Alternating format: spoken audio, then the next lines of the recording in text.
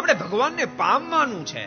માત્ર લોકના વૈભવ ભોગવીને મરી જવા નથી આપણે જન્મા.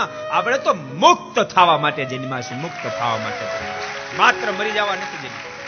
મરી તો બધા જાય છે આ બ્રહ્માંડમાં, બધા મરી જાય છે. બાપ માહિતી કોઈક મુક્ત થાય અને મહારાજને પરમાત્માને પામે છે.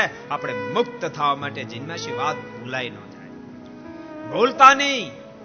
ગમે તેટલી આ દુનિયાની સંપત્તિ હશે, પણ ભક્તો જો ભગવાન નહીં દઈ જાય તો પસ્તાવું પડશે, પસ્તાવું પડશે, પસ્તાવું પડશે.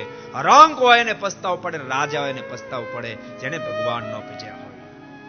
તમે કદાચ સાંભળ્યું હશે, વાંચ્યું હશે, મુખ્યમંત્રી ગોવાના એ જયારે દેહ મૂક્યો, હજી 5 વર્ષ નથી થયા.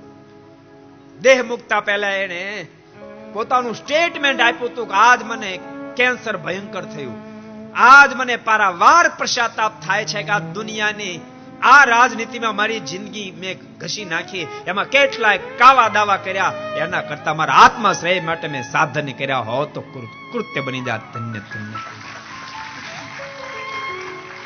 માટે કહું છું ભગવાનના ભક્તો, જેટલા ભગવાન ભજી ગયા છે જ બધા બાદશાહ થઈ ગયા છે. જેટલા બધું કરી ગયા પણ ભગવાન ભજવાનું ભૂલી ગયા, એ બધા જ પસ્તાતા લોકમાંથી ગયા છે.